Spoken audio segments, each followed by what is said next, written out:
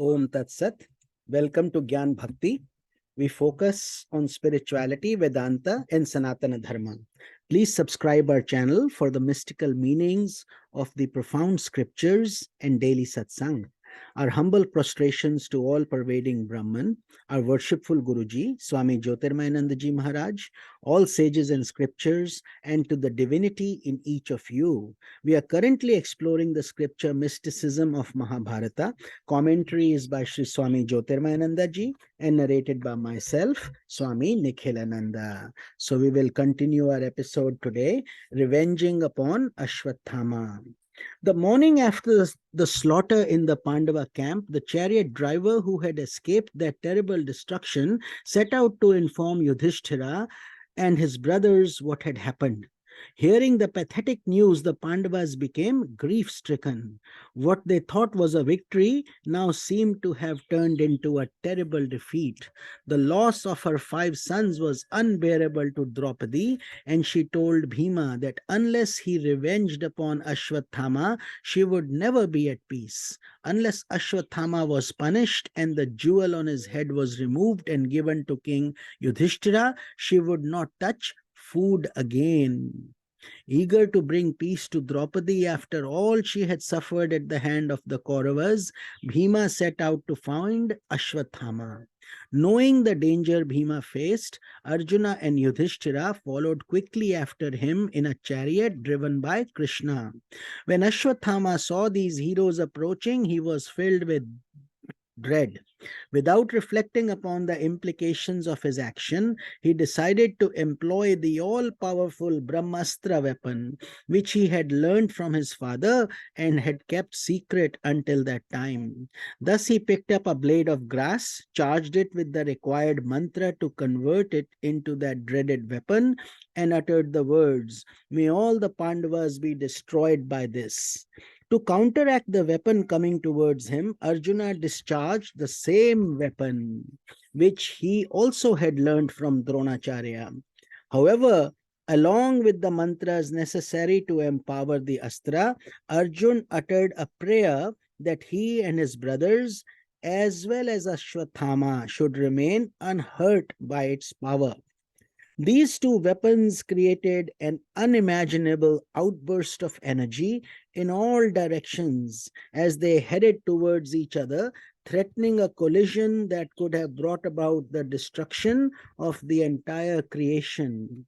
To avoid this impending catastrophe, Sage Vyasa and Narada suddenly manifested themselves at a point in between the two weapons and kept them from colliding with the help of their extraordinary spiritual force. As they did so, they rebuked Ashwattama and Arjuna for recklessly toying with such power and asked them to withdraw the weapons. Arjuna at once obeyed the sage's request. Ashwattama, however, could not do so because he lacked the spiritual strength of Arjuna and did not have sufficient control over his mind and senses to withdraw the weapon once it was discharged.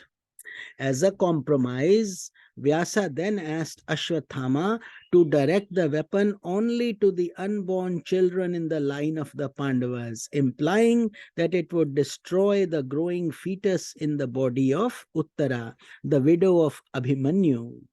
Ashwattama was pleased to do so since he thought that in this way he would give the greatest injury to the Pandavas by leaving them no successor in their family line. However, at this time, Krishna promised the Pandavas that although the baby would be born dead due to the infallible nature of Ashwattama's weapon, by his divine power, he would bring the child back to life.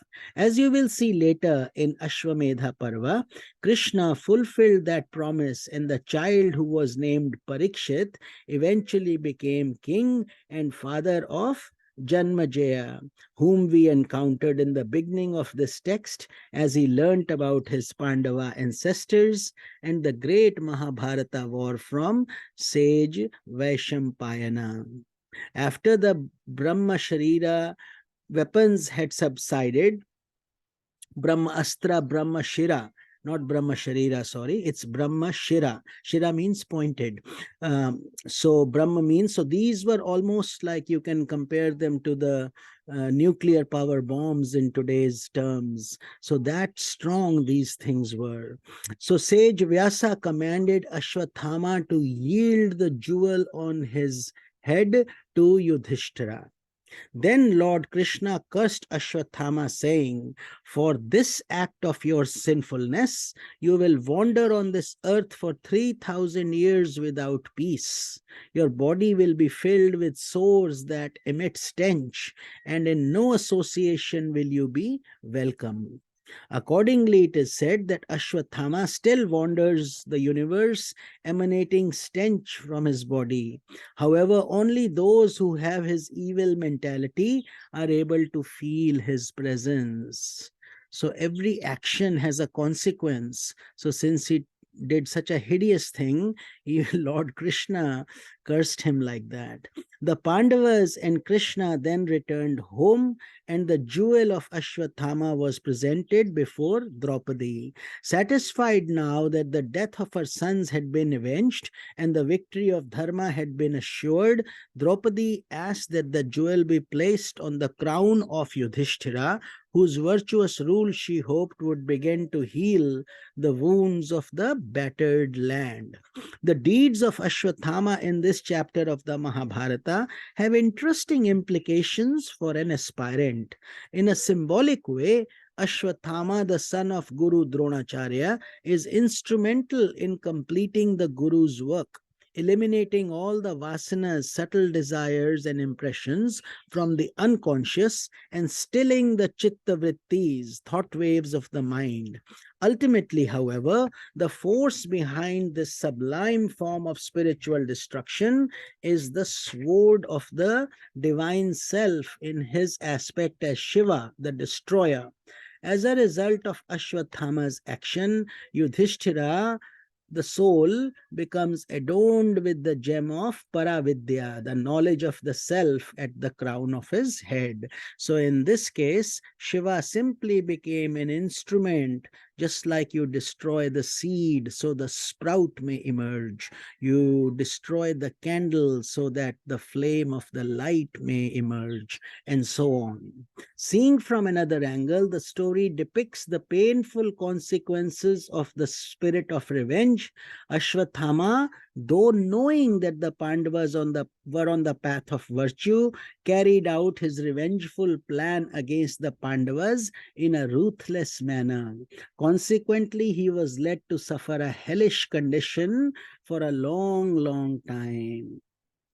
This is Swami Nikhilananda, and in tomorrow's episode, we will be starting Stri Parvas. Stri means women in this context. Hari Om Tat Sat.